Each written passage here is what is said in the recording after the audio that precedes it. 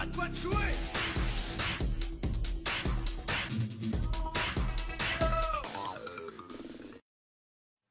Salut à tous, salut à toutes, j'espère que vous allez bien.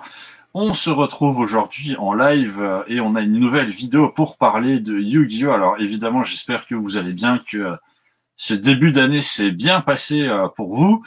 Et je suis aujourd'hui à nouveau avec notre expert Yu-Gi-Oh! R2P2 qui, comme vous pouvez le voir, a préparé son petit set de table Yu-Gi-Oh! Alors R2, comment ça va? Très bien, The Malin. Une belle journée bien pluvieuse, parfaite pour rester à l'intérieur. Bah écoute, là c'est vrai qu'effectivement il a un petit peu plu. Alors je ne sais pas si pour ceux qui nous regarderaient en direct il a plu. En tout cas, n'hésitez pas, hein, si jamais vous avez des questions à poser sur Yu-Gi-Oh! À le mettre sur le chat Facebook ou Twitch, puisque nous sommes sur Facebook et sur Twitch. Et donc aujourd'hui, nous allons plus précisément parler des règles Yu-Gi-Oh! C'est pour ça que tu nous as préparé ce magnifique terrain qui est à l'envers à la caméra. Je sais pas si tu peux le retourner peut-être, juste pour qu'il soit un peu plus visible, enfin qu'il soit un peu plus à Euh, l'endroit. Ou pour moi, il est à l'endroit, hein, mais oui, bon, pour moi, il mais est à l'endroit. voilà. Mais c'est Voilà. vrai que pour la caméra, serait-ce le Drago Photon que nous voyons ou pas? Attends, si je me rappelle bien, c'est la fusion avec le Firewall Dragon. Non, ce n'est pas le Dragon Fonto. C'est le, je l'ai plus en tête le nom, mais c'est une playmat que mon frère a gagnée pendant un event. C'est un On le voit pas, mais il y a écrit item promotionnel. Et c'est une des nouvelles cartes fusion qui est apparue avec l'univers des Link, entre guillemets. Euh, j'ai choisi le terrain justement parce que il explique, on voit à peu près où et quoi. Parce que mon playmat habituel, il n'y a rien dessus. Donc c'est juste pour que les gens puissent mieux visualiser ce que nous allons expliquer aujourd'hui. Ça va être très technique, entre guillemets. Alors, si jamais ceux qui nous regardent, il y en a parmi vous qui ont le nom de la carte en question, n'hésitez pas à nous le dire, hein. Donc effectivement, on va parler technique et peut-être plus parler des règles. Alors, est-ce que tu es prêt à ce qu'on commence? Écoute, ouais, on va commencer, hein. Alors Donc, évidemment, juste avant qu'on on commence, hein, en description, vous avez le lien du Discord, par exemple, sur lequel vous pourrez nous rejoindre. On a des salons Yu-Gi-Oh! Si jamais vous voulez discuter de ce sujet. Et donc, je crois que tu voulais commencer avec la présentation des decks. alors la présentation de, entre guillemets, qu'est-ce qu'est un deck? Parce que c'est avec cela qu'on va justement commencer à se battre pendant un duel. Un deck, c'est généralement entre, c'est un gros tas, comme ça à peu près, entre 40 et 60 cartes maximum. La réglementation a été mise en place il y a environ au début du jeu parce que, fun fact, hein, une personne lors d'un tournoi avait un deck avec environ 10 000 cartes. Et donc Konami s'est dit on va pas faire comme Magic, on va limiter les cartes jusqu'à 60 maximum. Donc généralement un deck est construit de 40 à 60 cartes, mais les joueurs un peu plus expérimentés essayent de se maintenir à 45 à cause des chances de pioche. Alors, en parlant de chance de pioche, il faut savoir que dans l'univers Yu-Gi-Oh! On ne peut pas mettre plus de 3 exemplaires de la même carte. Par exemple, on ne peut mettre que 3 magiciens des ténèbres dans le même deck, avec un artwork différent, bien sûr. Mais Mhm. certaines cartes sont par exemple ce qu'on appelle semi-limitées et limitées. C'est-à-dire que les semi-limités, on a le droit qu'à 2 exemplaires. Et pour les cartes limitées, c'est un exemplaire seulement. Mhm. Voilà. Ensuite, on a ce qu'on appelle l'extra deck, qui est généralement un peu plus colorié. L'extra deck, en fait, ça va être la zone où on va mettre des monstres spéciaux. On vous expliquera un peu plus tard dans la vidéo comment invoquer ces monstres spéciaux. parce qu'il y a des spécificités. Celui-ci est limité jusqu'à 15 cartes.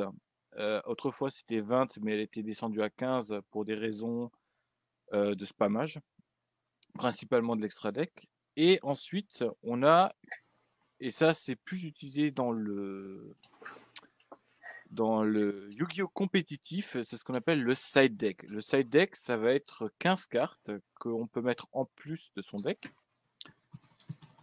Ce qui fait que on peut changer le nombre de cartes qu'on a. Par exemple, mon deck Cyber Dragon, là, qui est ici, il a 45 cartes. On ajoute encore 15 cartes à l'extra deck.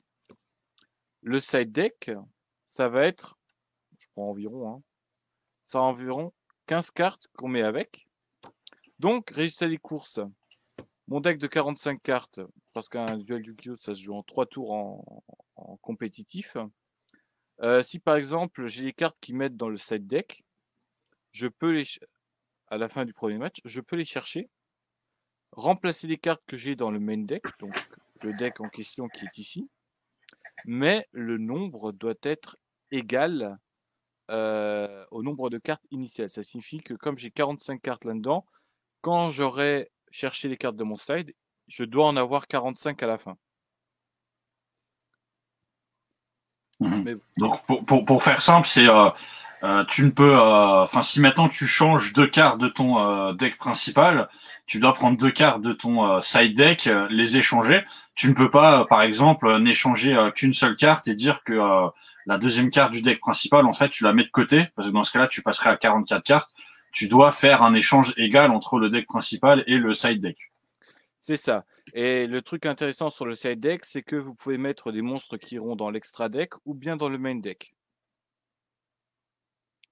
Mais bon, ça c'est un truc un peu plus spécifique qui sera vraiment utilisé dans le metagame. Mais aussi qui peut être utilisé dans le casual, mais je ne vois pas trop l'utilité, étant donné que c'est une mécanique de jeu un peu plus avancée. Ensuite, vous avez votre deck, vous avez votre extra deck. Mais maintenant, en fait, la question c'est comment est-ce que je gagne? Mhm. Alors, il y a environ 3 conditions de victoire. Les 3 conditions de victoire, ce sont premièrement, on a des life points, donc des points de vie en français. Autrefois, au début du jeu, on était à 4000 life points. Actuellement, nous sommes à 8000, donc on a doublé, le nombre de life points. C'est parce que le jeu a beaucoup évolué. Résultat des courses, vous avez 8000 points de vie.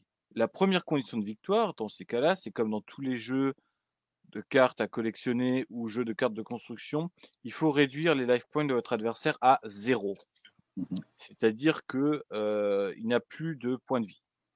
La deuxième condition de victoire, et je ne sais pas si c'est spécifique à Yu-Gi-Oh, c'est que quand vous allez piocher, si vous n'avez plus de cartes dans le deck, vous avez perdu. Alors ça marche aussi à Magic, hein, pour ceux qui connaissent. Quand c'est au début de notre tour ou à un moment où on doit piocher, on ne peut pas piocher, on perd aussi la partie.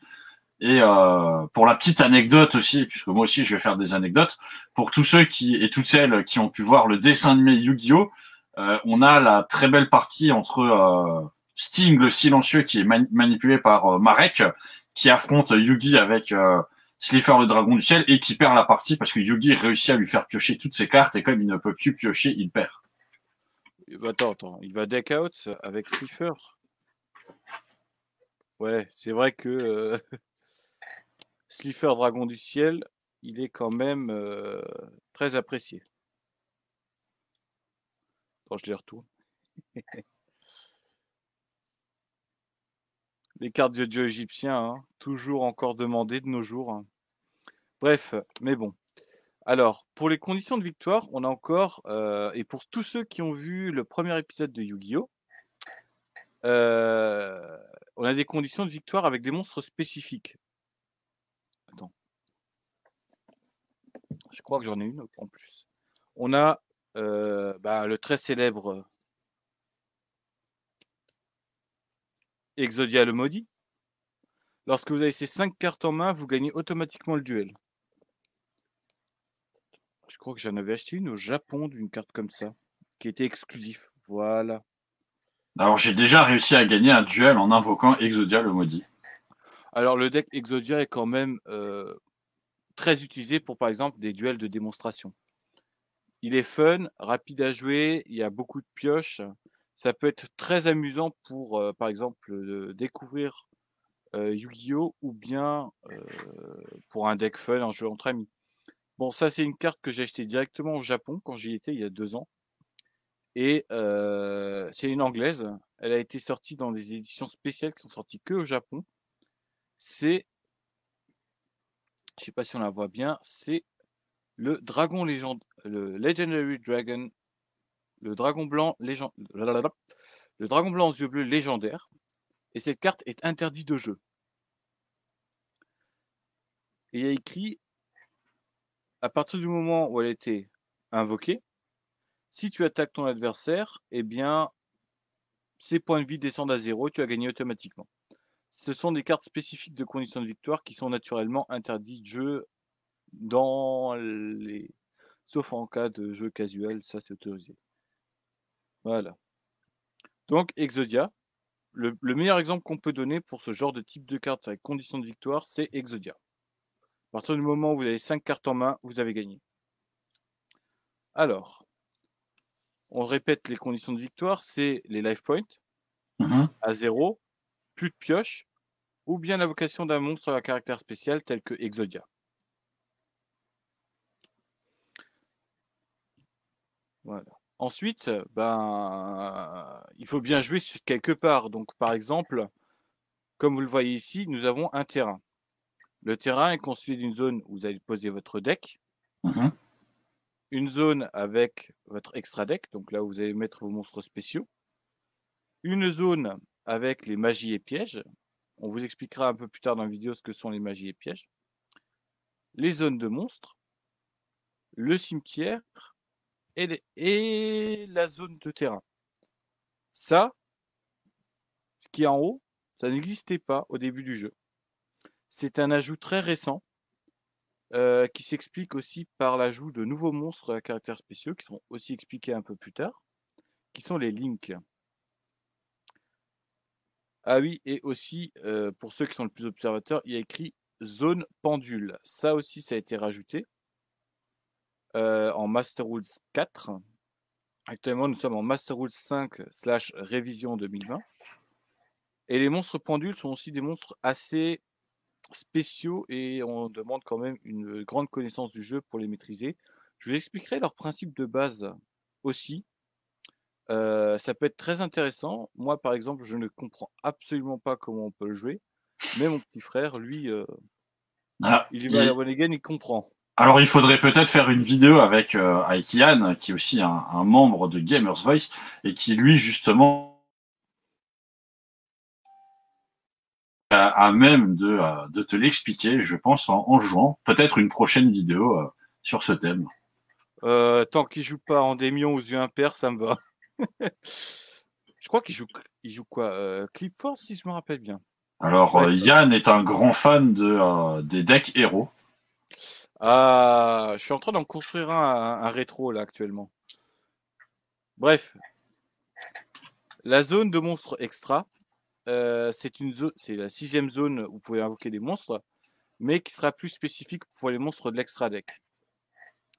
Ça a été, en fait, alors Master Rules 4, on pouvait jouer les links ici, et les links nous débloquaient en fait des zones monstres, on pouvait faire des invocations spéciales de l'extra deck. Pour faire un exemple, on a invoqué par exemple le monstre ici, et là il y a 2 pointes, donc ça signifie que la zone ici, je vais rapprocher juste un peu plus, hein, la zone ici et ici, vous pouviez faire les invocations de monstres fusion Xyz. Où est-ce que j'ai mis ma dernière carte? Est-ce que j'avais un synchro dans ce deck? Non, j'avais pas de synchro dans ce deck. Ok. Ou bien synchro. On vous l'expliquera un peu plus tard comment les invoquer. Actuellement, avec la Master Rules Révision 2020, vous pouvez prendre n'importe quelle zone pour invoquer ces monstres-là. Mais les monstres Link doivent toujours être invoqués en haut. Et pour les monstres à invocation pendule de l'extra deck, Oui, parce que c'est une spécificité. Il faut encore des monstres Link. Mais je vous expliquerai ça un peu plus tard. On va pas s'embrouiller dès le début. Bon, alors, on a un terrain. On connaît les conditions de victoire. On sait à peu près où sont la zone de deck, la zone d'extra deck, la zone de carte terrain, le cimetière, les monstres, la zone pendule 1 et 2, ainsi que les cartes magie et pièges. Maintenant, faut savoir ce que c'est un monstre, ou une carte magie, ou une carte piège, ou un monstre pendule, etc., etc. Bon, je vais ressortir mes magiciens des ténèbres. Montre-nous donc ces fabuleux magiciens des ténèbres qui ont tous en plus une illustration différente. Oui, ben, c'est pour vous dire que Yu-Gi-Oh! A eu quand même beaucoup d'évolutions au niveau des artworks. Actuellement, on a des grosses sorties d'artworks alternatifs qui étaient spécifiques au Japon. Alors, désolé pour la qualité d'image, hein. La caméra est pas toute jeune. Alors, on va voir, je vais par exemple mettre le dragon blanc aux yeux bleus au milieu. On voit ici le nom du monstre, normalement. Mhm. Il est toujours en haut. Quelle que soit la carte, le nom est toujours en haut pour que vous sachiez ce que c'est. Après, on a les attributs. Par exemple, lui, il a un attribut lumière et lui, un attribut ténèbres. Ensuite, on a le nombre d'étoiles, ce qui définit à peu près les coups d'invocation que vous devrez avoir. Un dragon blanc aux yeux bleus, c'est un monstre à 8 étoiles. Le magicien des ténèbres, c'est un monstre à 7 étoiles. Ensuite, on a le type. Par exemple, là, c'est un monstre sorcier. Et là, un monstre dragon. Et sur les monstres normaux, comme c'est le cas ici, c'est des cartes jaunes, on a toujours une description au niveau de la zone ici, en carré. Après, vous avez l'attaque qui est toujours avec ATK, donc attaque. Et à côté, vous avez la def, donc la défense, qui est aussi numérisée. Alors, numérotée, Mhm. la langue à fourcher. Par exemple, un magicien des ténèbres a 2500 points d'attaque, 2100 points de défense. Un dragon blanc aux yeux bleus a 3000 points d'attaque et 2500 points de défense. Comme vous l'avez vu, on a des artworks différents. Ça n'empêche aucunement de jouer 3 mêmes artworks dans le deck ou bien de tout simplement avoir un artwork alternatif et 2 mêmes artworks. Les artworks ne vous limiteront pas dans le nombre de cartes que vous pourrez jouer. Tant que vous restez au maximum à 3 cartes, mêmes cartes, les artworks, vous pouvez en prendre lesquels vous voulez. C'est le nom qui compte hein, de la carte qui définit le nombre de cartes qu'on peut avoir et pas l'image. Hein. Par exemple, oui, par exemple, pour la faire court, je pourrais avoir 2 magiciens des ténèbres. Oui, il est encore sous blister celui-là parce que je peux avoir 2 magiciens des ténèbres comme ça. 2 magiciens des ténèbres comme ça dans le deck. Si un juge voit que j'ai 4 fois le magicien des ténèbres, bah, il me demande de sortir un magicien des ténèbres pour avoir toujours 3 magiciens des ténèbres. C'est une question de. C'est pas une question d'artwork, c'est une question de nom de la carte, comme dit. Alors, ensuite, ceux-ci sont des monstres normaux. Juste mettre ça ici. Ça, ce sont des monstres normaux. Après, on a des monstres en orange.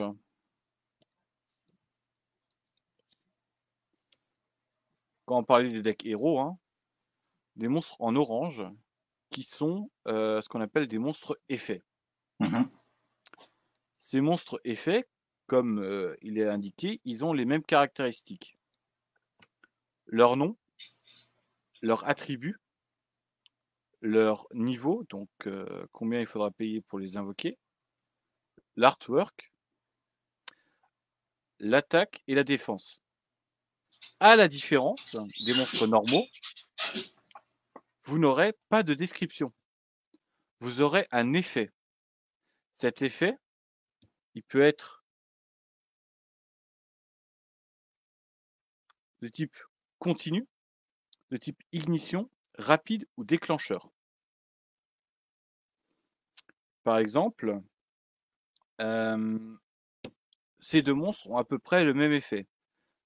Lui, quand il est invoqué normalement, effet déclencheur, vous pouvez invoquer un monstre de niveau 4 de type héros de votre main. Lui a à peu près le même effet, mais cette fois-ci, vous pouvez invoquer un monstre héros depuis votre cimetière. Donc, condition, invocation, début de l'effet. Vous pouvez choisir de l'activer ou pas. Ah non, c'est pas déclencheur dans ce cas-là. C'est un effet d'invocation. Oui, voilà.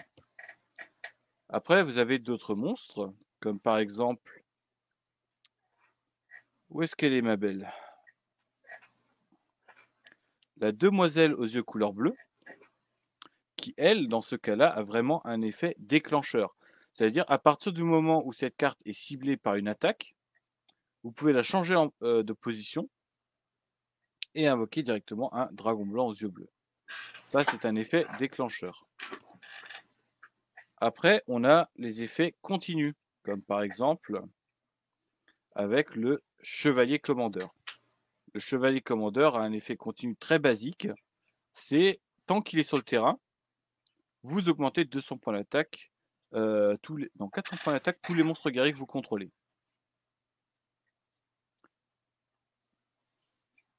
Par exemple aussi, magicienne des Valkyres. Tant qu'elle est sur le terrain, vous ne pouvez pas attaquer un autre monstre magicien qu'elle. Ça, ce sont des effets continus.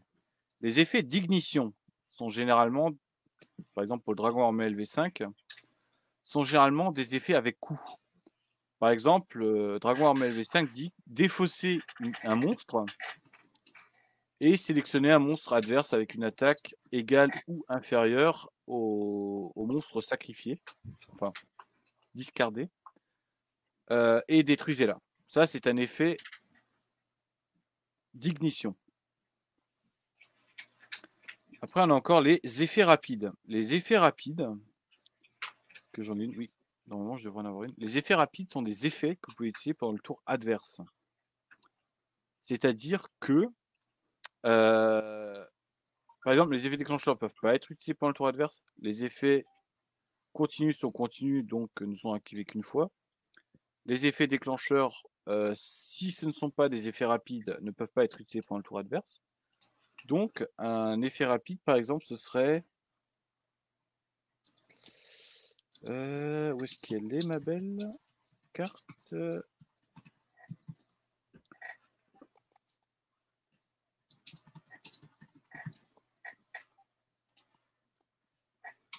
Alors, pour ceux qui nous regardent, hein, si jamais vous avez des questions, n'hésitez pas à en poser. Je vois qu'il y a quelques personnes qui sont en train de nous regarder là actuellement. Si vous avez des questions, peut-être sur les cartes ou autres, ou si vous avez le nom justement de la carte qui se trouve sur la playmate que vous pouvez voir à l'écran, n'hésitez pas à nous répondre. Vous gagnerez une tape sur l'épaule si vous trouvez la bonne réponse. Je l'ai mis où cette carte?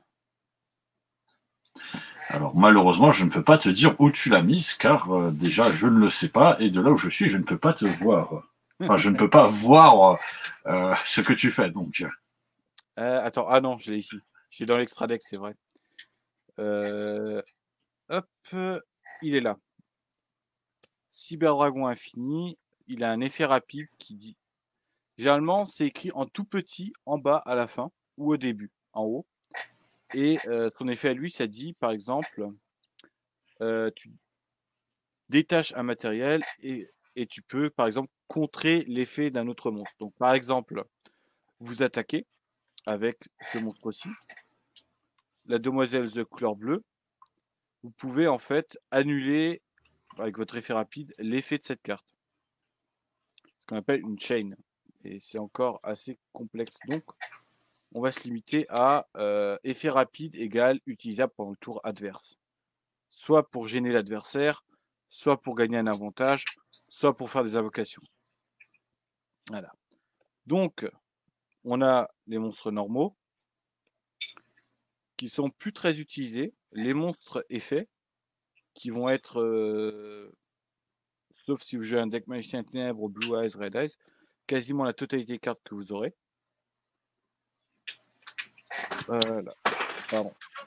Et maintenant, en fait, on sait maintenant ce que c'est un monstre. Un monstre, enfin, Sauf pour les invocations. Par exemple, pour vous dire, les monstres qui ont un niveau 1, comme la demoiselle Zucler bleue, jusqu'au monstre de niveau 4, comme par exemple le chevalier commandeur, Valkyrie ou solide ou liquide, ce sont des monstres de 1 à 4 qui peuvent être invoqués normalement. Donc 2 et 3. Donc ça signifie que de 1 à 4, vous pouvez invoquer sans faire de sacrifice. À partir du niveau 5, comme il y a le dragon armé de niveau 5, le dragon armé de niveau 5, comme il l'indique, il est de niveau 5 et il faut un sacrifice pour le faire. Généralement, 1 à 4, vous invoquez comme ça. 5 à 6, vous invoquez en faisant un sacrifice. Et 7 et plus, donc pour le magicien ténèbres, 7 et plus, vous faites des invocations avec 2 sacrifices. Ok. Je présenterai les magies un peu plus tard. Donc, les invocations. Alors, les invocations, on en a 3 de base.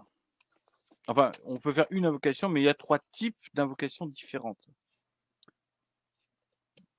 Par exemple, je vais dézoomer un coup. Hop. Voilà. Par exemple, la demoiselle aux yeux couleur bleue peut être invoquée en position d'attaque. Ce qu'on appelle une invocation normale dans ce cas-là. La position d'attaque, c'est horizontale. La position de défense, c'est verticale. Ceci, il a des positions de défense face recto. Recto, oui, je les confonds parfois. Recto verso. Et ceci est une invocation face verso. Ah, petite précision, certains monstres ont un truc écrit avec flip. C'est quand vous passez d'une position face verso à une position d'attaque. C'est ce qu'on appelle une invocation flip dans ce cas-là. Je pense surtout à la magicienne de la foi, qui avait un effet comme ça. Ensuite, vous allez me dire, ok, on peut invoquer des monstres de 1 à 4, comme ça, ok. Mais maintenant, c'est quoi une invocation spéciale? Mais qu'est-ce qu'une invocation spéciale? Alors, une invocation spéciale, comme ça le dit, c'est tout type d'invocation autre que l'invocation normale. Quand je dis tout type, je parle aussi de l'extra deck. Ça va être costaud. Hein. Par exemple, vous allez par là. J'invoque solide. Solide effet. Je peux invoquer liquide. C'est ce qu'on appelle une invocation spéciale par effet. Donc, vous utilisez un monstre pour en invoquer un autre.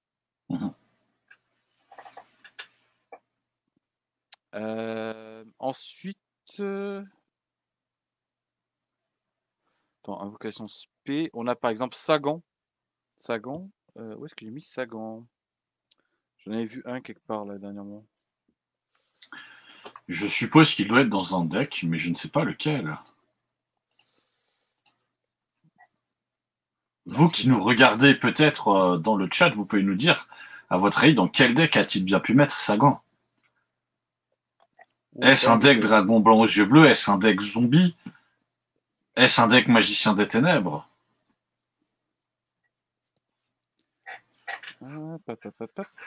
Eh bien non, il l'avait mis dans un livre pour se souvenir de la page de lecture.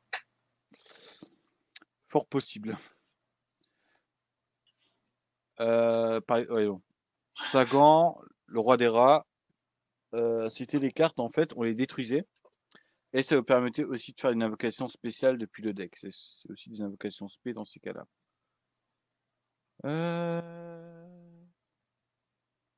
Normal par effet. Ensuite, oui, il y a parfois, lorsque vous avez joué surtout à de l'ancien Yu-Gi-Oh!, JO, ou même maintenant actuellement du moderne, c'est en train de revenir en force, des monstres avec la couleur bleue. Ces monstres-là, le renoncé, le Maximum Pegasus, le soldat du lustre noir, ça c'est un des nouveaux, c'est le dragon blanc aux yeux bleus Chaos Max. Ce sont ce qu'on appelle des monstres rituels. Comme précédemment, le nom de la carte, la tribu, le niveau, l'artwork, la description slash non l'effet, sauf qu'il a rajouté encore rituel avec l'attaque et la défense. Ces cartes-là, on est obligé de les invoquer avec une carte additionnelle qu'on appelle une carte magique. Dans le cas précis, une carte magie rituelle. Je vais zoomer sur la carte pour vous le faire montrer. Ah, ça se voit pas très bien. C'est généralement un petit symbole d'une flamme. C'est une carte rituelle. On l'utilise justement pour les invoquer. Mais pour ce faire, il faut sacrifier des monstres. Par exemple, vous pouvez, si vous avez sur le terrain un dragon blanc aux yeux bleus,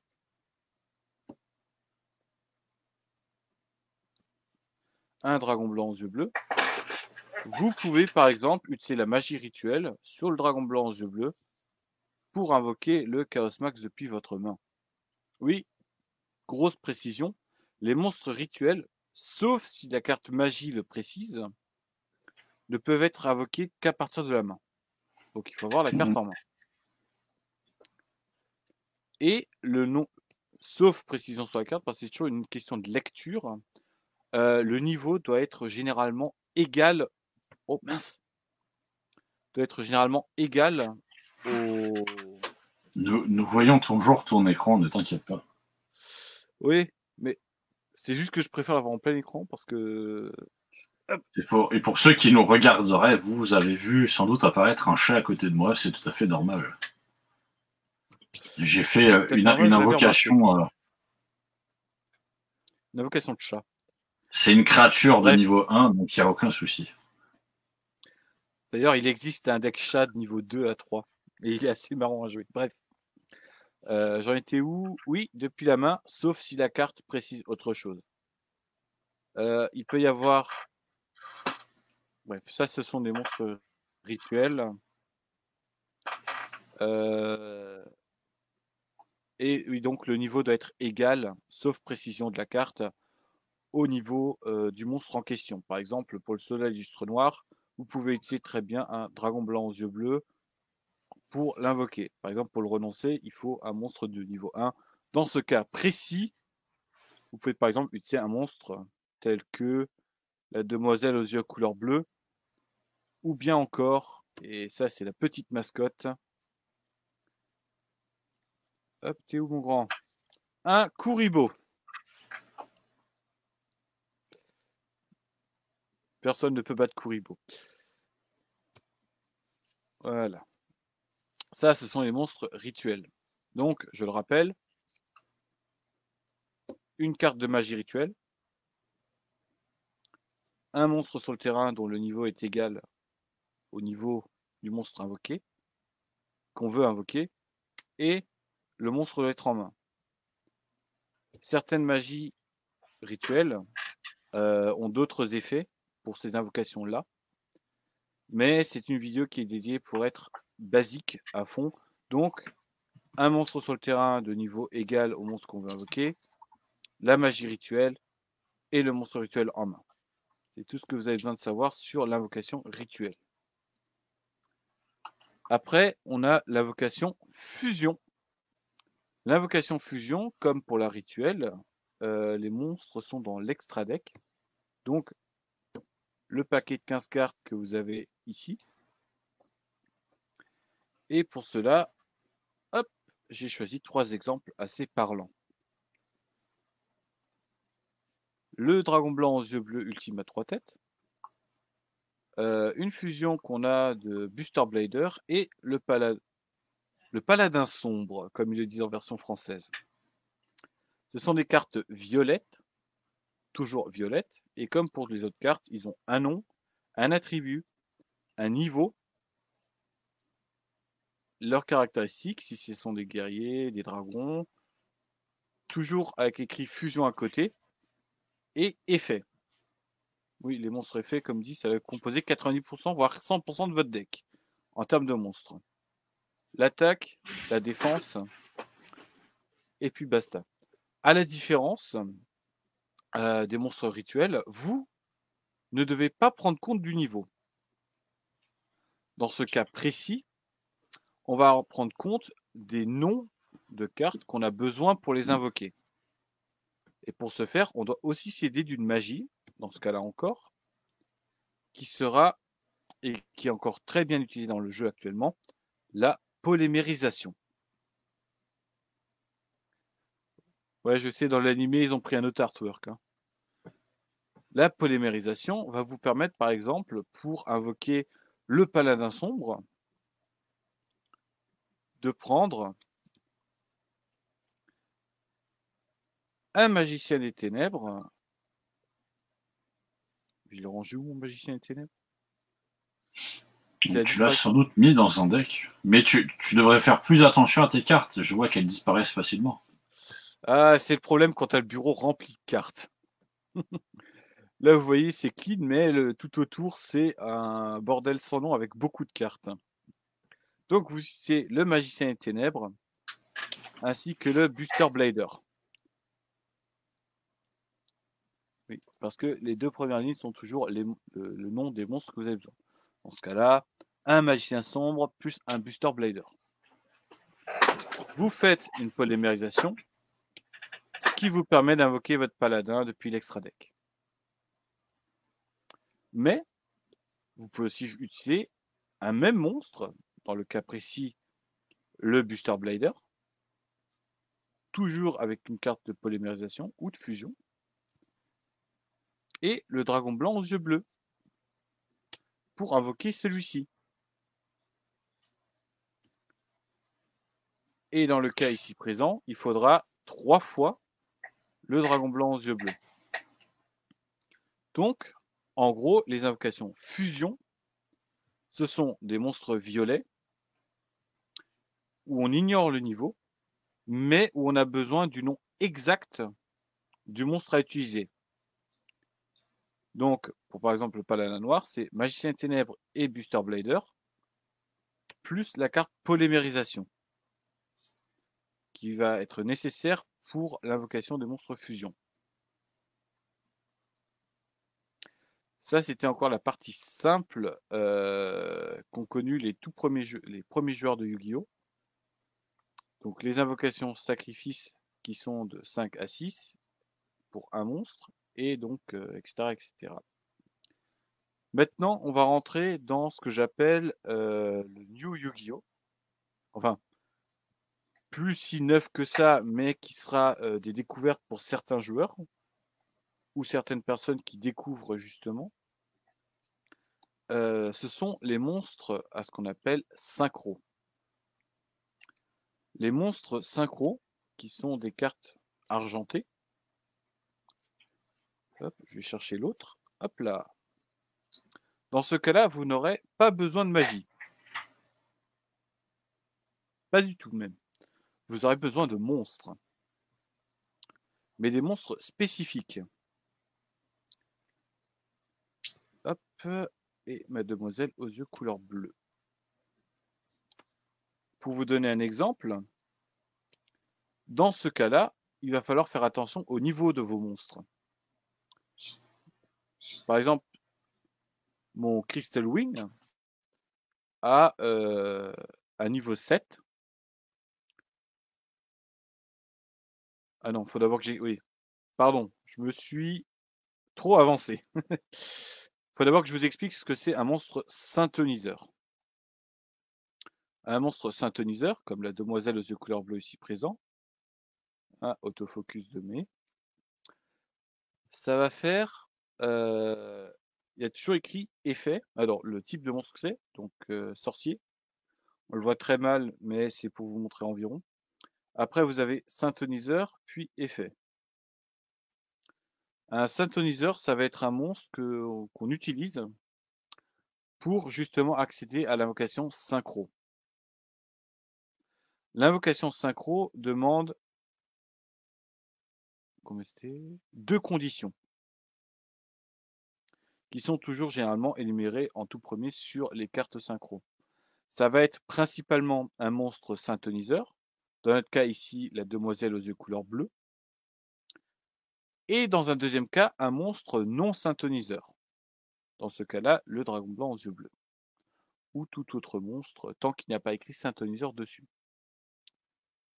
Il doit prendre en compte le niveau de tous les monstres utilisés pour l'invocation. Si vous voulez par exemple avec ces deux monstres invoquer un monstre de niveau 7 synchro, vous ne pourrez pas le faire. Il faut impérativement que l'addition des deux niveaux, c'est-à-dire du niveau 8 et du niveau 1, dans notre cas là 9, soit respectée. C'est pas comme les monstres fusion où vous ne respectez pas le niveau, vous avez besoin juste d'une carte. Non. Là, dans ce cas précis, il faut avoir un niveau égal, comme pour les monstres rituels. Dans ce cas-là, on ne pourra pas invoquer cette carte-là, mais juste ce monstre ici, qui est un monstre synchro de niveau 9, généralement utilisé dans les decks Blue Eyes, pour les connaisseurs. Généralement, ce sont des monstres aussi avec effet, sauf pour les premières générations, c'est généralement toujours que des monstres normaux. Donc, je le répète, une invocation synchro doit... Je vais faire gaffe à ce que je dis parce que doit impérativement être... Pour l'invocation d'un monstre synchro de niveau 9, il faut impérativement que la somme des deux monstres soit égale à 9, avec un monstre synthoniseur. Vous pouvez par exemple utiliser un monstre de niveau 6, puis un monstre synthoniseur de niveau 3 pour faire l'invocation. Voilà. Ça, ce sont les invocations synchro. Ça demande un petit temps d'adaptation et de réflexion, mais ces decks-là, généralement, sont très fun à jouer quand on réussit à manier cet art d'invocation. Il y a ensuite... Alors peut-être, pour ceux qui nous regardent, est-ce que tu aurais le nom d'un deck qui utilise les invocations synchro à tester justement pour ceux qui débutent? Pour ceux qui débutent, je vous conseille de jouer peut-être... Bon, c'est un vieux deck, je ne sais pas si on aura des rééditions. Le deck de structure, je crois, de Yusei Fudo, qui vous permet de tester justement ce qui sont des invocations synchro. Mais en moderne, je vous conseille peut-être d'acheter au mois de février le structure deck Barrière des Glaces qui vont ressortir justement un monstre synchro et vous pourrez tester même les invocations synchro et fusion en même temps. Ça peut être assez intéressant. Parce que tous les decks synchro que j'ai là actuellement en tête seront plus optimisés pour de la méta. Mais si c'est pour découvrir, je vous conseille de peut-être acheter un structure deck ou bien de tester en ligne. Il y a plein de sites qui vous permettent justement de tester les decks en ligne avec des explications sur les invocations qui peut être intéressant. Il y a aussi le jeu sur Switch. Si vous avez une Switch, le jeu sur Switch, il vous fait plein de didacticiels pour vous apprendre justement ces invocations-là. Ensuite, on est passé donc en termes de time travel. On avait d'abord les rituels, les fusions, les synchros. Maintenant, on va passer aux Xyz. Qu'est-ce que sont les monstres Xyz? Mais que sont donc les monstres Xyz? Dites-moi tout.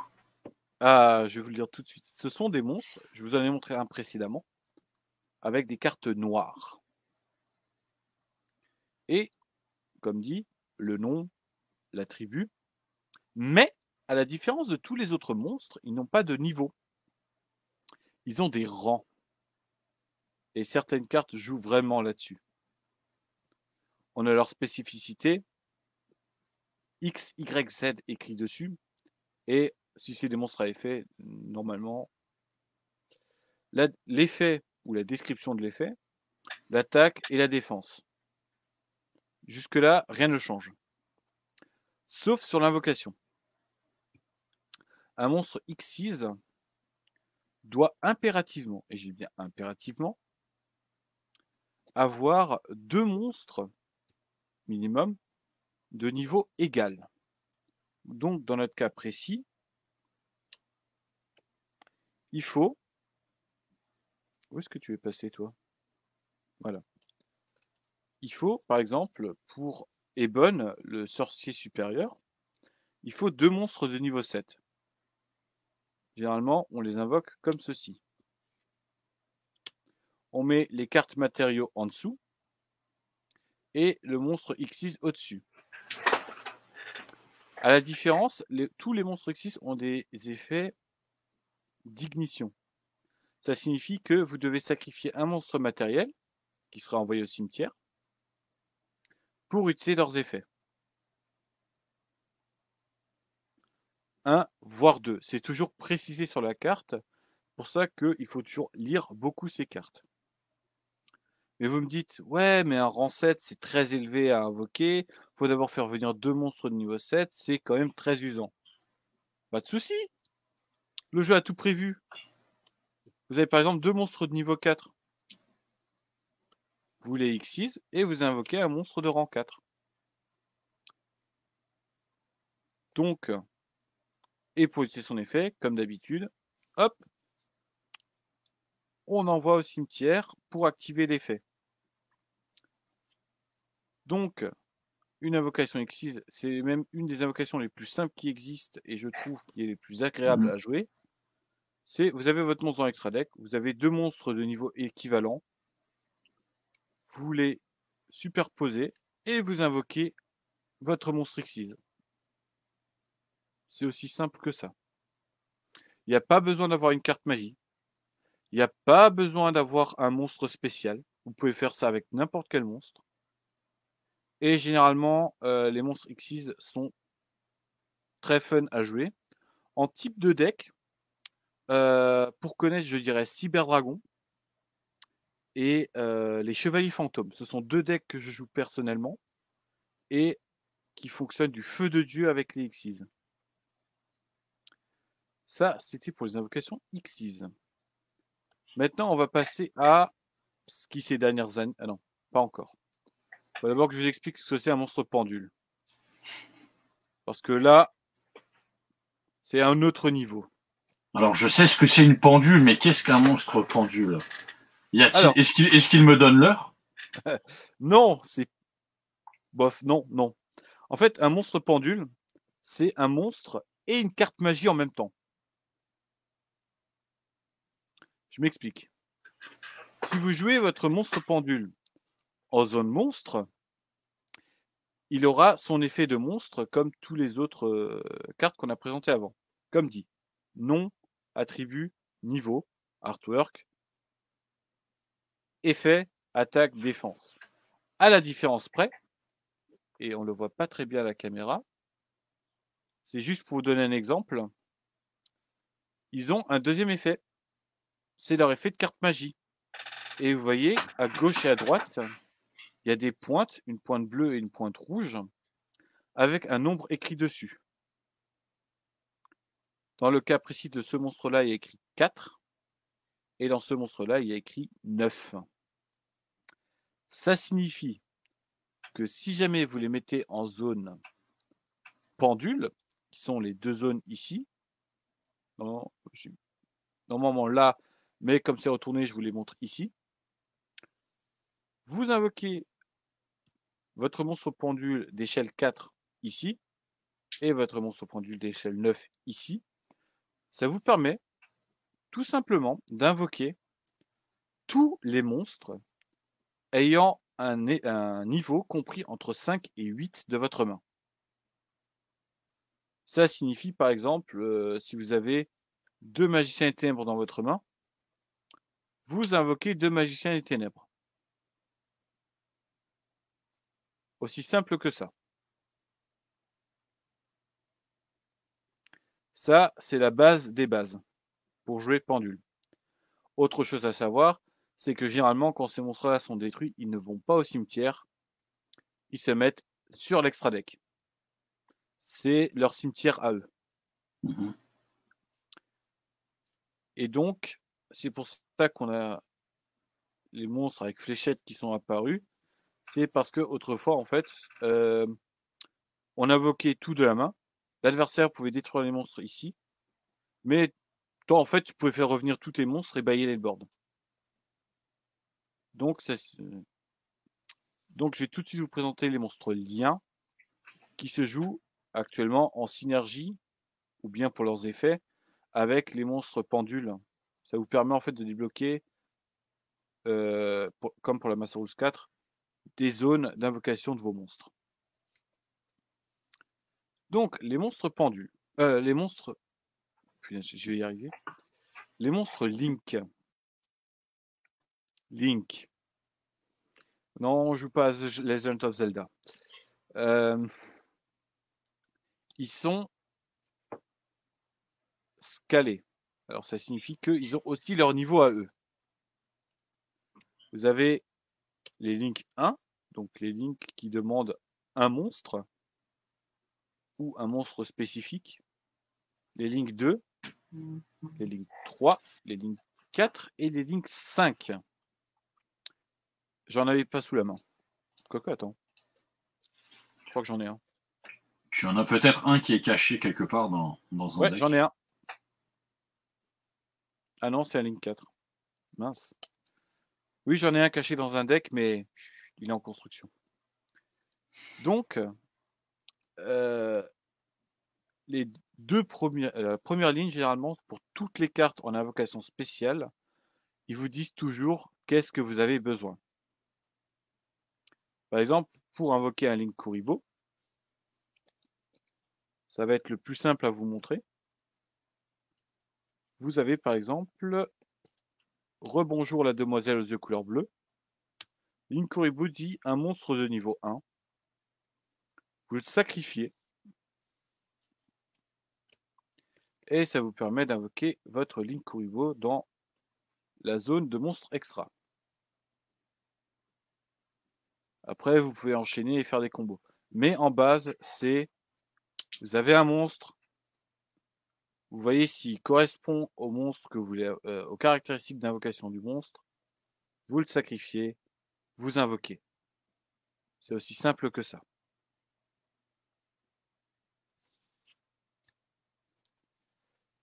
Voilà. Bon, on a vu à peu près ce qu'était un monstre. Est-ce que c'est une invocation spéciale? Mais on ne sait toujours pas ce que c'est une carte magie ou une carte piège. Quand on vous a montré là à l'instant, il y a certains qui nous disent c'est quoi ça? Mais c'est quoi ça, une carte magie ou une carte piège? Alors, comme l'indique le nom carte magie, ce sont généralement des cartes qui vous permettent de vous renforcer. Renforcer, avoir des avantages, on va dire. Les cartes pièges, ce sont des cartes que vous allez activer pour donner des désavantages ou vous donner vous-même un avantage pendant le tour adverse.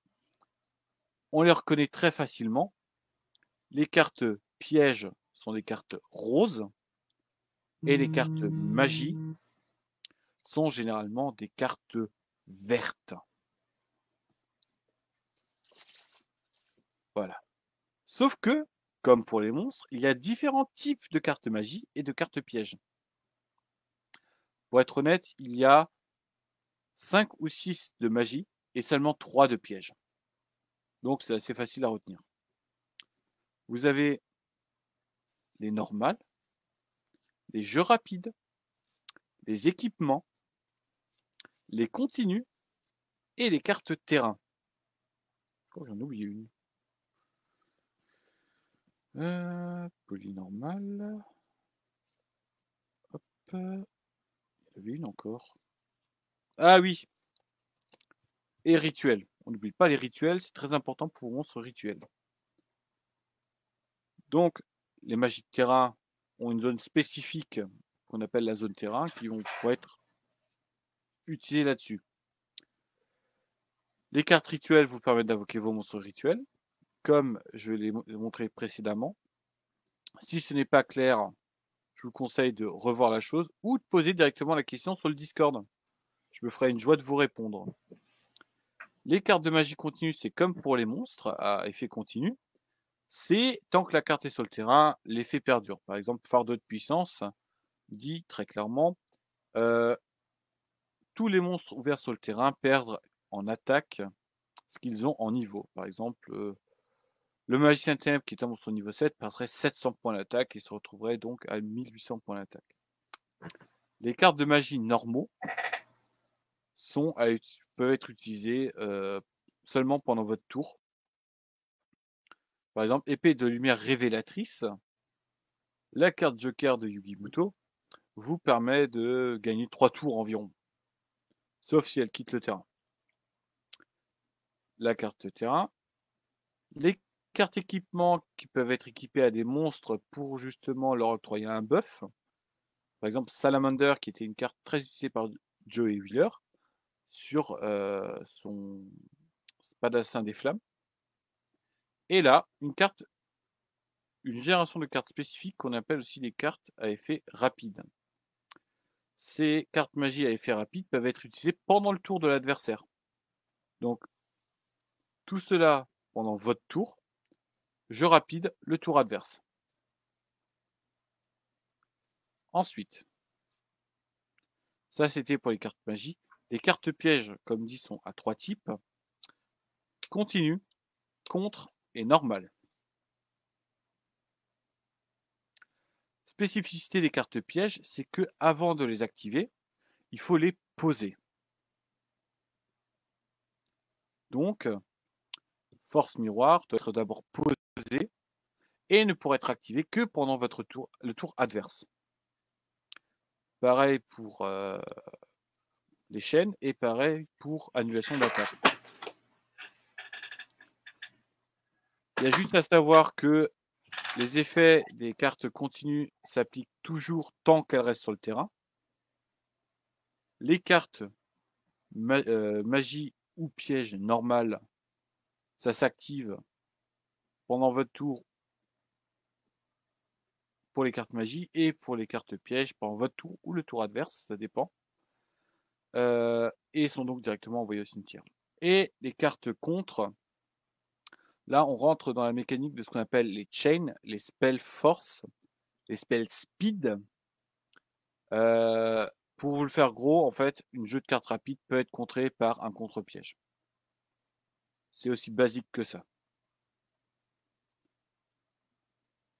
J'ai un peu accéléré sur cette partie-là parce que il n'y a pas grand-chose à dire. Yu-Gi-Oh! Ça joue beaucoup sur de la lecture, la compréhension de cartes et surtout une bonne stratégie ou du fun. Donc on a fait les invocations, on a fait les pièges, on a fait les magies, mais on ne peut pas activer tout n'importe quand. On a ce qu'on appelle des phases. Je vais vous faire, pour ce faire, je vais utiliser mon deck Cyberdragon et je vais vous montrer les différentes phases qu'on a. Alors, avant de jouer, et c'est très important dans n'importe quel jeu, il faut mélanger son deck. Chez moi, c'est un petit peu à l'envers, donc afin de compréhension de mon cerveau, je vais jouer un petit peu les zones inversées. Hop là. Alors, on commence toujours le jeu par soit un lancer de dés, soit un Shifumi, afin de définir qui va jouer en premier ou en deuxième. Dans notre cas, on utilise toujours des dés avec en disant haut ou bas. Alors, hop. Ah, ils sont plus là, mes dés.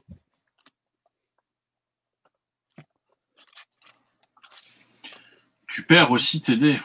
Voilà, c'est Ah oui, je les perds souvent, mes dés. Mais j'arrive toujours à les incroyable. retrouver. C'est pas grave. Donc, on va dire que dans ce cas-là, je vais jouer en premier. Mhm. À ce moment-là, le premier joueur va piocher 5 cartes. 1, 2, 3, 4, 5. J'ai pas de chance. C'est ce qu'on appelle la draw phase. Donc la phase de pioche. Le deuxième joueur, donc le joueur qui jouera en second, pourra piocher une carte supplémentaire. Parce qu'il a laissé l'adversaire où il a été laissé passer en second. Donc, pour équilibrer la chose, il a le droit de piocher une carte. Si jamais ce n'est pas le premier tour de jeu, et que le premier joueur revient à sa phase de draw, il a le droit de piocher une carte. Bref. On rentre, après la draw phase, ce qu'on appelle la stand-by phase, la phase d'attente.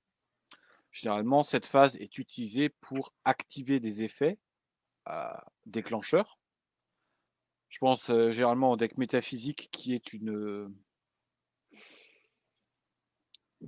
jolie petite boîte à bombes dans cette phase-là. Mhm. Donc, la zone de stand-by qui va généralement utiliser les effets déclencheurs. Dans notre cas présent, c'est généralement une phase qu'on saute très rapidement pour entrer dans le vif du sujet. La main phase 1, ou ce que j'appelle la phase de construction numéro 1. Dans cette phase-là, nos cartes que nous avons piochées vont pouvoir être utilisées afin de jouer. Bon, comment je vais la jouer cette fois? Je vais faire activer l'effet de ma carte, qui est une magie normale, ce qui me permet d'aller chercher un monstre cyberdragon depuis mon deck. On va aller chercher mon petit dragon noyau. Un monstre de niveau 2 à effet machine. Voilà. Ma carte a été utilisée. Elle est envoyée au cimetière. Tu t'en vas. Ok. Généralement, les cartes de cherche sont des cartes qui vous permettent de chercher une carte si vous avez une mauvaise main. Dans mon cas précis, là, j'ai une très mauvaise main. Ensuite, on va jouer mon petit dragon sur le terrain. Je vous rappelle, ceux-ci sont en main. Son effet s'active, ce qui est un effet déclencheur lorsqu'il est invoqué normalement. Je ne vais pas aller me chercher une carte magie ou piège cyberdragon. Ce qu'on va faire. Hop, hop, hop, hop. Beaucoup de search dans ces decks-là.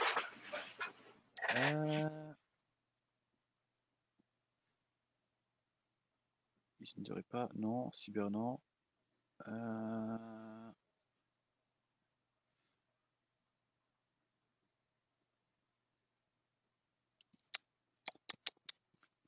J'ai pas de carte à aller chercher. C'est quoi ce bled?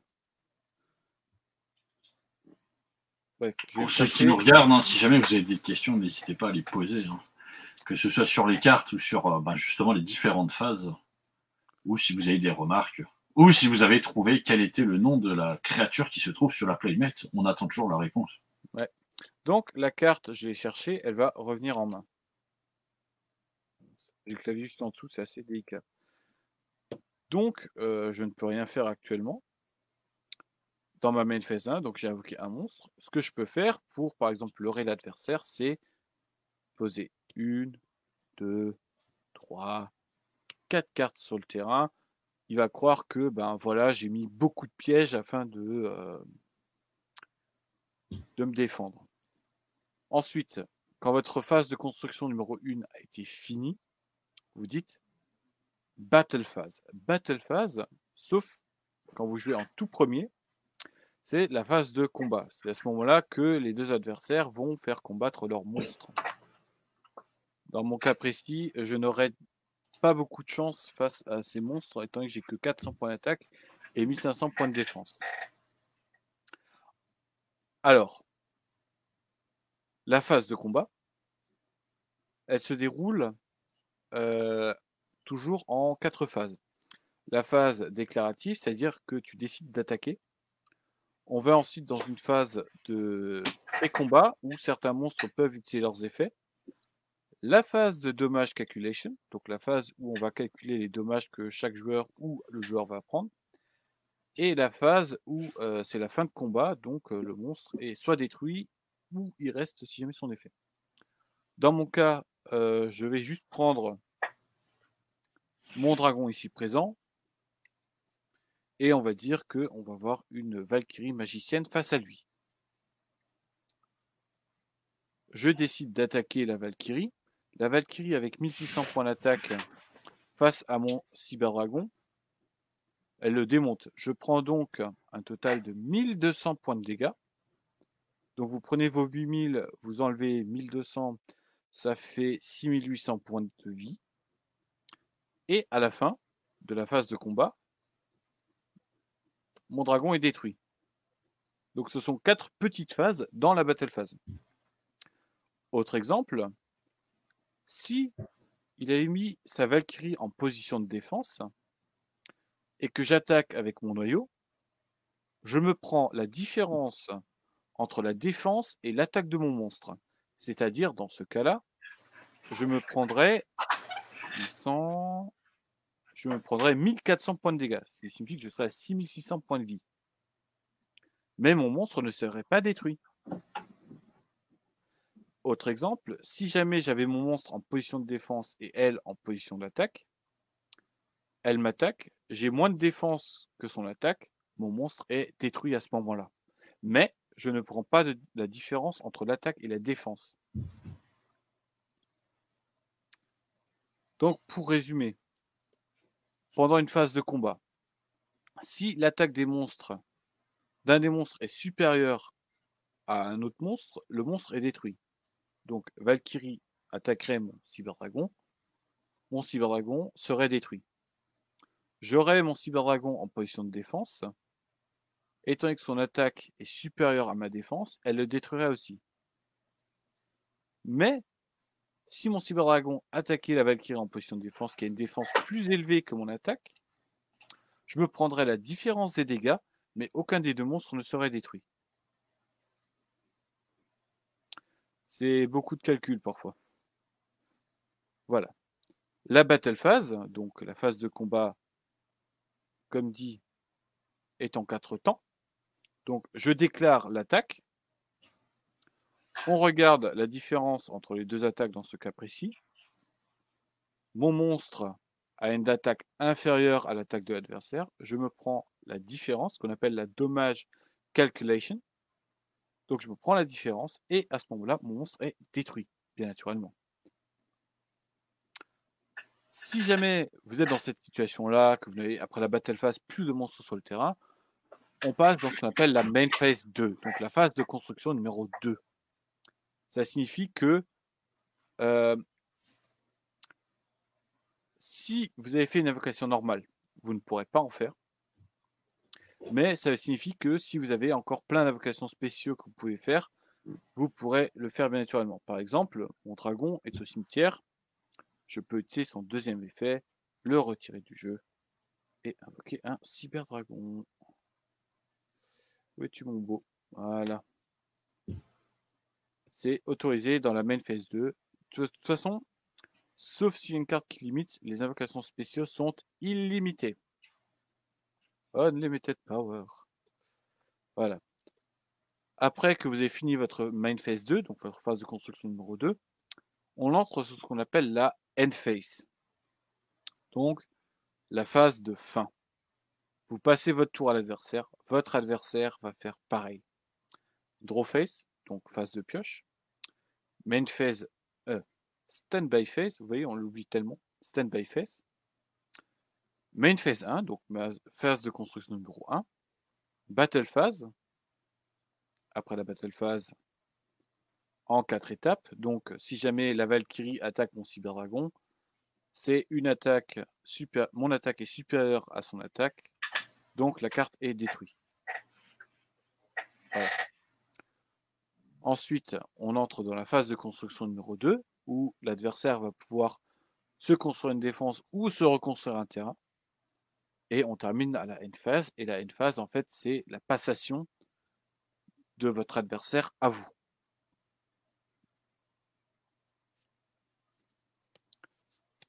Voilà. C'est très technique ces différentes phases. C'est pour ça que je vous conseille peut-être d'aller jouer dans des stores, quand ce sera de nouveau ouvert, bien sûr, hein, dans des stores avec des joueurs expérimentés qui vous rappelleront les différentes phases. Ceci n'est qu'une vidéo introductive ou explicative au mieux. Donc, je rappelle juste les phases. Donc, la phase de pioche, qui vous permet de piocher vos cartes. La standby phase, donc la phase d'attente. La main phase 1, la battle phase, la main phase 2 et la end phase. Voilà.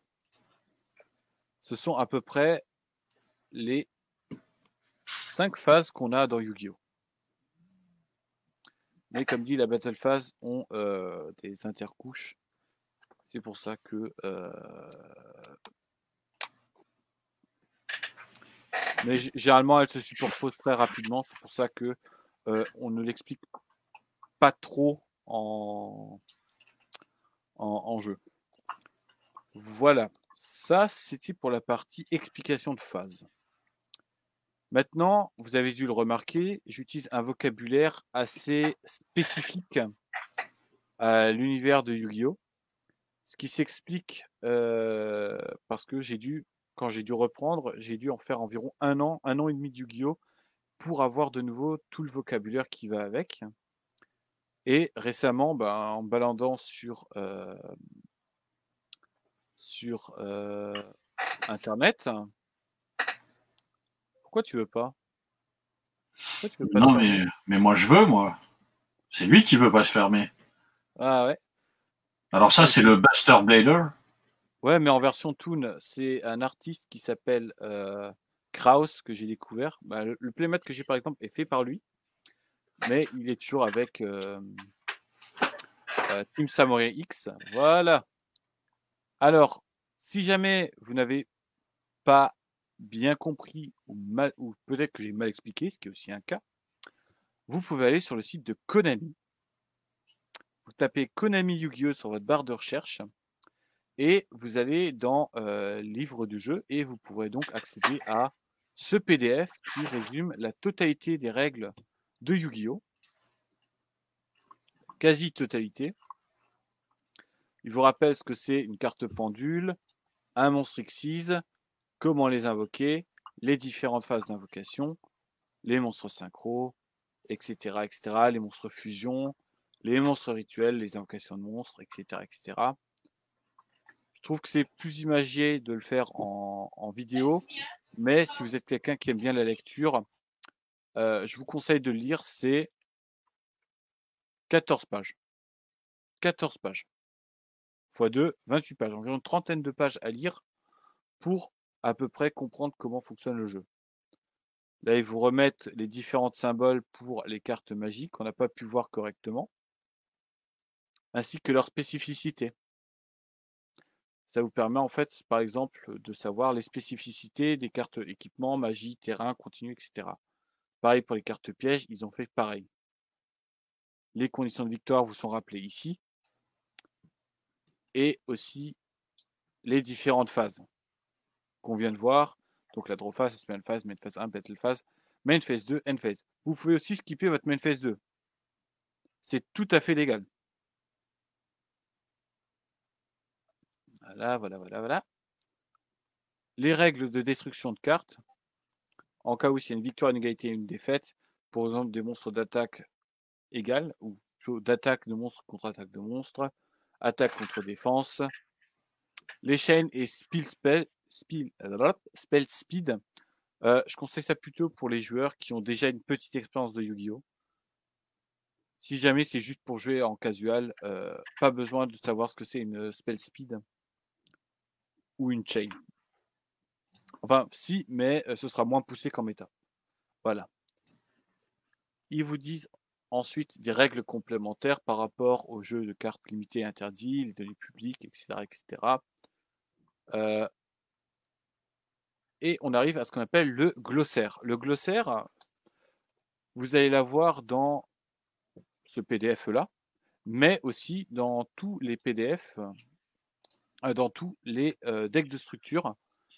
Par exemple, là, j'ai le petit carnet, qui est encore une autre version du règlement, mais en plus condensé pour les joueurs qui découvrent le jeu. Donc c'est pour ça que je vous conseille, si vous voulez reprendre ou commencer Yu-Gi-Oh!, acheter un deck de structure généralement dans la langue que vous maîtrisez le mieux. Pour ma part, c'est l'allemand, l'anglais et le français. Euh, je sais qu'en anglais, c'est environ 8 euros en début, hein, 8 euros les structures deck, 9 euros, 8 à 9 euros en allemand, et en français, on est environ à 12 euros. Mais généralement, quand il y a des sorties de structure deck, comme ce sera le cas au mois de février, ils font une baisse des prix. De ce côté-là, j'ai vu pas mal de sections de vente qui ont fait ça. Par exemple, Philibert l'a fait. Si vous achetez 3 structures deck, vous en aurez pour un peu moins cher que d'acheter seulement un structure deck à l'unité. Bref. Donc, dans le glossaire, vous aurez des explications beaucoup plus spécifiques sur la façon de parler d'un joueur Yu-Gi-Oh! Par exemple, dévoiler. Quand une carte dit dévoiler des cartes depuis votre deck, ces cartes sont révélées à chaque joueur. Ensuite, avant de faire quoi que ce soit d'autre, appliquer les instructions de l'effet de la carte qui les a dévoilées. Donc, si jamais vous ne comprenez pas ce qu'un joueur vous dit, vous pouvez utiliser le glossaire pour justement vous permettre de comprendre ce que le joueur dit. Effet de carte, envoyer au cimetière, mélanger, détruire, défausser, contrôler, monstre équipé, etc., etc. Payer un coup. Par exemple, payer un coup, non, c'est pas payer un coup comme dans un bar, hein. C'est tout simplement sacrifier. Ou un effet qui demande un sacrifice. Par exemple, vous voulez invoquer votre dragon armé LV5 que je vous ai montré avant, qui est un monstre niveau 5. Vous devez payer un coup d'invocation, ce qu'on appelle les invocations sacrifices. Et si jamais vous avez des questions plus spécifiques, vous pouvez envoyer ça à Konami Europe, ils vous répondront par mail. Généralement, c'est aussi fait par les juges de tournoi quand ils n'ont pas d'idée sur comment, dans un cas très précis, les effets doivent être joués. Donc, ça met un petit peu la fin de la vidéo. Si jamais vous avez des questions, n'oubliez pas qu'on a un Discord où on est assez actif pour parler de Yu-Gi-Oh! En général, Duel Link, Yu-Gi-Oh! En casual, en master, aussi Yu-Gi-Oh! En ligne, bizarrement. On en discute pas mal actuellement à cause du confinement. Et ouais. Après, libre à vous. Si cette vidéo vous a plu, mettez un like et commentez. Parce que sur les dernières vidéos, j'ai vu qu'il n'y avait aucun commentaire. Et Y surtout, avait-il aucun commentaire sur la dernière vidéo? Je vais regarder il n'y avait très aucun rapidement. commentaire. Je l'ai regardé avant de faire cette vidéo. Alors, il y avait 5 pouces et aucun commentaire, effectivement. Eh ouais. Ouais, il y avait quand même 5 pouces qui veut équivalent à c'est bien. C'est bien, peut mieux faire. Mais effectivement, comme tu l'as très bien dit, hein, voilà, pour ceux qui nous regardent et qui verraient en replay, n'hésitez pas à nous rejoindre sur Discord pour discuter avec nous. Et n'hésitez pas surtout à commenter les vidéos pour dire ce que vous en pensez. Et si vous avez des idées justement d'autres vidéos à faire, que ce soit peut-être des parties de duel que vous aimeriez voir ou des analyses de deck ou je ne sais quoi, hein, voilà, n'hésitez pas. Nous, ça nous fait très plaisir si vous avez des commentaires. Et n'hésitez pas évidemment à les partager si ça vous plaît et même si ça ne vous plaît pas, hein, c'est toujours bien de pouvoir partager. Donc effectivement, on est un petit peu arrivé à la fin de notre vidéo. Moi, je te remercie R2 pour avoir expliqué les règles. Je pense Alors, qu'on est quand même sur une vidéo qui fait plus d'une heure. j'ai On essayé, a oui. j'ai essayé d'expliquer les règles au mieux que je peux, mais on sent quand même que mon vécu m'a peut-être fait cutter certains règlements. C'est pour ça que si jamais vous avez le temps, surtout l'envie, n'hésitez pas à télécharger le livre de règles. C'est gratuit et surtout, c'est un livre qui a changé ma vie et qui pourra peut-être changer la vôtre. Ce n'est pas une promesse, c'est une expérience personnelle. Donc aujourd'hui, j'aurais appris que le petit livre de règles de Yu-Gi-Oh peut changer une vie. Donc Oh, n'hésitez pas, si jamais vous êtes fan et si vous n'êtes pas fan, n'hésitez pas à télécharger et à lire ce petit livre de règles qui pourrait effectivement, peut-être que vous allez le lire et demain vous allez vous réveiller et votre vie aura totalement changé. Quand vous prendrez votre voiture, vous penserez à la mettre en position de défense avant de rouler avec. Je ne sais pas. qui sait? Voilà. Bon, en tout cas, on est à 1h20 de vidéo, donc on arrive à la fin. Je pense qu'il y a quand même eu voilà les règles qui ont été présentées de manière assez complète, même si effectivement on peut pas forcément tout présenter en une seule vidéo. Donc si jamais des gens seraient arrivés jusqu'au bout de cette vidéo et auraient des idées, donc n'hésitez pas à nous en donner, n'hésitez pas à nous rejoindre sur Discord. Et moi je te propose de nous retrouver sur Discord pour continuer cette conversation. Ok. Test, 1, 2, ça fonctionne encore? Oui, 1, 2, 1, 2. Tu m'entends? Ah, il y a eu un petit moment de cut là. Ah, je disais juste, rendons-nous sur Discord. D'accord. Ok, bah écoute, merci à toi. Moi, je remercie évidemment toutes les personnes qui verraient cette vidéo même pendant 5 minutes, toutes les personnes qui commenteront la vidéo, et on se retrouve pour une prochaine vidéo, je ne sais quand, mais en tout cas, il y en aura d'autres avec un grand plaisir. Et donc, je te souhaite un bon vendredi et un bon week-end aussi, R2. Oh oui. Oh oui, Et ça va être un bon week-end. évidemment, bon week-end à toutes et à tous. Et on se retrouve pour une prochaine fois. Ciao. Ciao, ciao.